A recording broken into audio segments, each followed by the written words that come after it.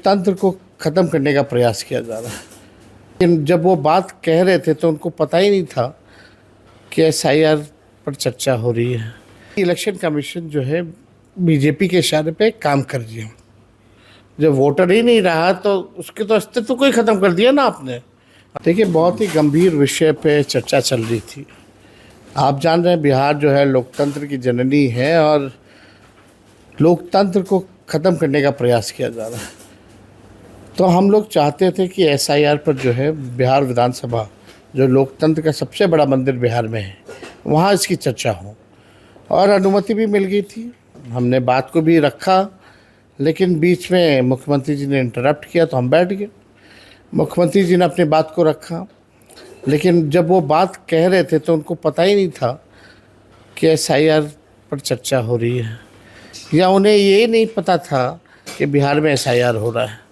जो वो बात जो भी बोले वो आउट ऑफ विषय सब्जेक्ट था जो उन्होंने अपनी बात को रखा, वही जो पुराना रटा पटाया जो बोलते।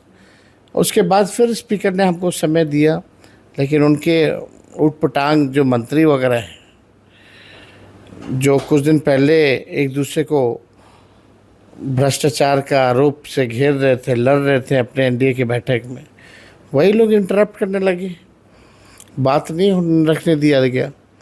और इस प्रकार जो है एनडीए के लोग जो हैं पूरी तरीके से नहीं चाहते कि भाई एसआईआर पर जो है चर्चा हो। आपको लगता है कि चुनाव आयोग कंप्रोमाइज़ हो चुका है? लग तो यही रहा है, हमको बोलने में हिचक नहीं है।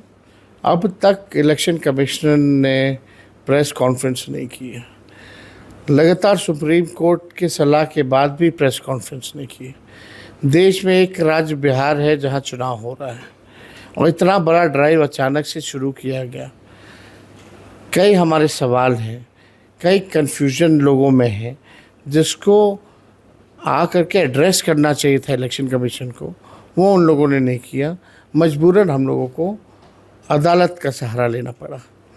लेकिन अभी भी आप देखिए, केवल नंबर्स को पूरा करने के लिए सुप्रीम कोर्ट में केवल जवाब देने के लिए कि मैंने 98% कर लिया, 96% कर लिया, लेकिन हो कैसे रहा, ग्राउंड हकीकत अलग है। किसी को रिसिप्ट नहीं मिल रहा, कुछ जितने गाइडलाइन थे उसको फॉलो नहीं किया जा रहा।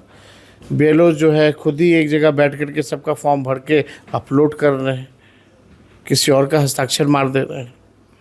बड़ी धांधली हुई, केवल आई वॉश हुआ है।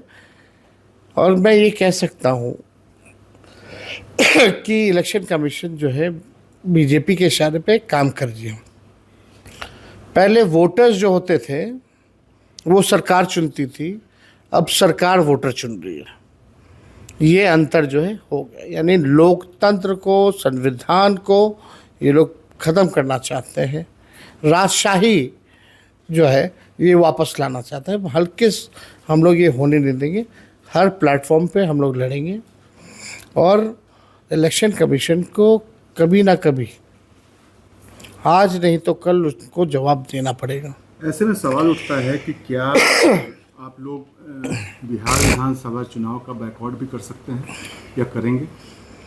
लोगों से बात करेंगे। जब आप जो है चुनाव ईमानदारी से कराइएगा ही नहीं, जो बीजेपी वोटर लिस्ट देगी आप उसी वोटर लिस्ट पे आप चुनाव कराइएगा, तो चुनाव का क्या मतलब है? इलेक्शन कमीशन को बोल दे एक्सटेंशन दे दे सरकार को। जब खोल के ही नंगापन आ गया इन लोगों में, बेईमानी कर रहे हैं, तो एक्सटेंशन दे दे। चुनाव क्यों करा रहे हो भाई? बनाए रखो अपने आकाओं को। तो लोकतंत्र ही नहीं है। लोकतंत्र को वही तो लड़ाई है, एक तरफ लोकतंत्र को ख़त्म करने की उनकी लड़ाई, हमारी बचाने की लड़ाई। पक्ष एक तरीके से इस पर भी आपस में बातचीत कर सकता है कि चुनाव का आप लोग बैकआउट कर दें कि भाई अपने खुद से लड़ो और जो करना है करो। नहीं, हो सकता है, इस बात पे भी चर्चा हो सकती है। वो हम लोग देखेंगे कि जनता क्या चाहती है और सब लोगों का क्या राय है। अगर ऐसा करना पड़े, जब आप बेईमानी से सब कुछ आप तैयार कर रखे कि उसको इतना सीट देना, उसको इतना सीट देना है, तो चुनाव ही मत कराओ। तो इस पर देखा जाएगा क्या करना। आज राहुल गांधी ने संसद में भी कहा कि वोटों की किस तरह से चोरी हुई है वो महाराष्ट्र हो या फिर कर्नाटक का एक लोकसभा हो, हम लोग एक्सपोज करेंगे, तो वो चोरी का आरोप सीधा सीधा लगा रहे हैं। एकदम एकदम एक बीजेपी के एड्रेस वर्कर के एड्रेस पे 70 लोगों का फर्जी वोट बना।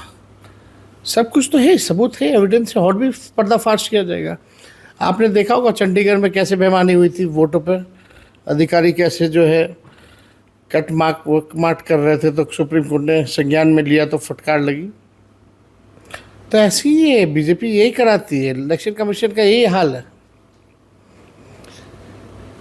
ठीक है, 4 दिन की चांदनी है, उसके बाद जो है उन लोगों को पता चलेगा, जब जनता जागेगी तो इनको जवाब देगी। बिहार में जो 5 दिन का मानसून सत्र हुआ है, क्या आप लोग बिना चर्चा के सदन नहीं चलने देंगे, ये तय हो गया? हम जनप्रतिनिधि हैं, चाहे मुख्यमंत्री हो, प्रधानमंत्री हो, मंत्री हो, एमएलए हो, एमपी हो, हमको जनता वोट देती है, वोटर वोट देते हैं। जब वोटरों का ही नाम कट जाएगा तो हमारा क्या काम है फिर? हम उसकी नहीं रक्षा कर पाएंगे जो मेरा वोटर है, जो हमको वोट दे करके सदन भेजता है, उसके वोट को बचाने में हम असक्षम रहेंगे तो हमारा क्या फ़ायदा है? और उस लोकतंत्र के मंदिर में अगर चर्चा नहीं होगी, जिससे स्पीकर बनते हैं, मंत्री बनते हैं, सब कुछ बनते हैं, चाहे पक्ष बनते हैं या विपक्ष बनते हैं, आखिर वही वोटर बनाता है, तो सदन का क्या मतलब रह जाएगा फिर? तो हमको तो चर्चा, सबसे काम छोड़ करके चर्चा इस पर करनी चाहिए। और केवल वोट का अधिकार ही नहीं छीना जा रहा, अस्तित्व ही खत्म कर दिया जाएगा। संविधान कहता है कि 18 साल के होने पर आप वोटर बन सकते हैं, लेकिन अगर जिनका नाम वोटर लिस्ट से कट जाएगा, यानी समझो कि वो नागरिक ही नहीं है। यानी अगर नागरिक है तो उसको वोट देने से क्यों नहीं रोक रहे हो? मतलब अगर नागरिक है तो वोट देने दो, अगर नहीं है तो यानी वोट नहीं देने दे रहे, तो आप समझ रहे कि वो इस देश का नागरिक नहीं। फिर उसको पेंशन नहीं मिलेगा, राशन नहीं मिलेगा, उसको सरकारी स्कीमों का लाभ नहीं मिलेगा, क्या पता उसकी संपत्ति भी ले लेंगे, कब्जा लेंगे। फिर जब वोटर ही नहीं रहा तो उसके तो अस्तित्व को ही ख़त्म कर दिया ना आपने, अधिकार तो छीना ही, अस्तित्व भी मिटा दिया। तो ये बड़ी लड़ाई है। महागठबंधन में सीटों का बंटवारा क्या लगता है कब तक हो जाएगा, और कांग्रेस खुल के आपके नाम पर क्यों नहीं आप? देखिए, सब कुछ तय हो चुका है। कुछ दिनों में हमको लगता है कि हम सब लोग जो है प्रेस कॉन्फ्रेंस करके इन चीज़ों को रख देंगे। विपक्ष का जो सत्ता पक्ष है, बार बार एक ही चीज़, जब भी उनसे सवाल करो तो एक ही, आपका जो 20 साल का जो रहा है या फिर लालू जी का जो शासन रहा है, उसमें उनके अलावा कोई उपलब्धि नहीं है तो यही किसी और कोई ब्लेम करेंगे। अपनी कोई उपलब्धि होती तो अपनी उपलब्धि के बारे में बात करते हैं। इन लोगों की कोई उपलब्धि नहीं है, इन लोगों को कोई विजन नहीं है, कोई रोड मैप नहीं है कि बिहार को जो है कैसे आगे बढ़ा करके ले जाना है। ये लोग थके लोग हैं, ये लोग बिहार की भलाई नहीं चाहते, ये लोग अपना कुर्सी बचाने की लड़ाई लड़ रहे हैं, बिहार की तरक्की नहीं चाहते। एक आखिरी सवाल है कि जेडीयू में एक बहुत मांग उठ रही है कि निशांत को पॉलिटिक्स में आना चाहिए, तभी पार्टी बच पाएगी। उनकी पार्टी के अपने विधायक लोग इसकी मांग कर रहे हैं, तो क्या लगता है कोई, हमको लगता है अगर आए तो अच्छी बात है, लेकिन ये निर्णय लेना तो उनको निर्णय लेना है, उनके पिता को निर्णय लेना है। अब वो आना चाह रहे हैं, नीतीश जी भी लाना चाह रहे हैं कि उनको कोई रोक रहा है, क्या बात है? ये बात तो वही लोग बता पाएंगे, हम लोग तो नहीं बता पाएंगे।